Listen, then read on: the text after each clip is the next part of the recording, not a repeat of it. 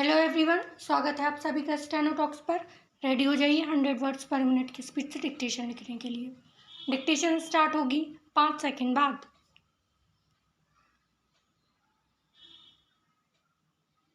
भारतवर्ष में खेती अधिकतर पुराने ढंग से की जाती है, अतएव कृषि पिछड़ी हुई दशा में है। भारत में कृषि के पिछड़ेपन के कई कारण हैं। मुख्यतः यहाँ के किसान अशिक्षित एवं गरीब हैं। फलतः ना तो उन्हें नए नए कृषि उत्तम उपकरणों और खेतों के नए तरीकों का कोई ज्ञान हो पाता है और ना ही वे अपनी गरीबी के कारण खेतों में बढ़िया खाद और उत्तम बीज डाल पाते हैं। दूसरे अधिक अंधविश्वास में रहने के कारण आधुनिक वैज्ञानिक तरीकों को भी जल्दी ही खेती के लाभ के लिए नहीं अपनाते। फलतः भारत को दूसरे देशों से भारी मात्रा में अनाज मंगाना पड़ा।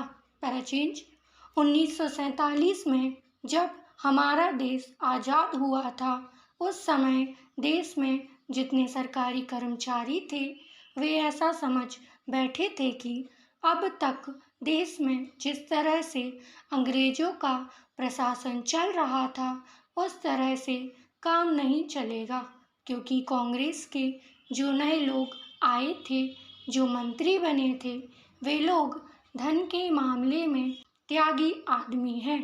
धन से उनको मोह नहीं है।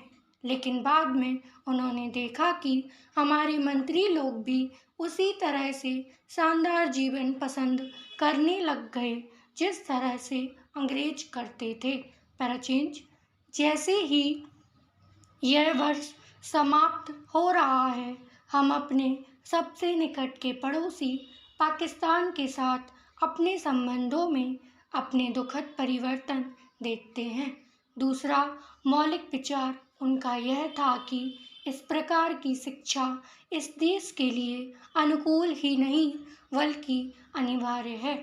बच्चों से जो कुछ भी काम कराया जाए वह उत्पादक काम हो और उससे जो कुछ भी पैदा हो उससे शिक्षा का व्यय यदि पूरा नहीं तो अधिकांश निकल सके, क्योंकि यदि शिक्षा का व्यय दूसरे प्रकार से निकालने का प्रयत्न किया जाएगा तो वह बोझ इतना बड़ा होगा कि शिक्षा सार्वजनिक नहीं बन सकेगी।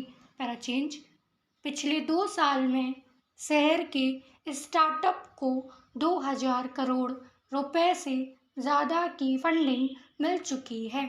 कई स्टार्टअप जिनका मूल्यांकन 10 से 20 लाख रुपए का था, वे अब 5 करोड़ रुपए तक पहुंच गए हैं। दरअसल शहर के कॉलेजों में बने इंक्यूबेशन सेंटर युवाओं को स्टार्टअप के प्रति प्रोत्साहित कर रहे हैं।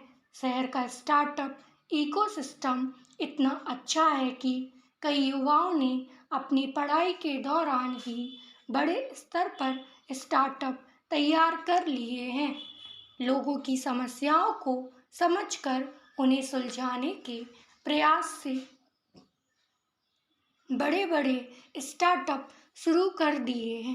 पैराचेंज याचिका में यातना और अन्य क्रूर, अमानवीय या अपमानजनक व्यवहार या दंड पर संयुक्त राष्ट्र कन्वेंशन 1984, जिस पर भारत ने 14 अक्टूबर 1977 को हस्ताक्षर किया है, के अनुरूप विधि निर्माण की अपेक्षा करते हुए न्यायालय से दिशा निर्देश जारी करने की मांग किया गया था।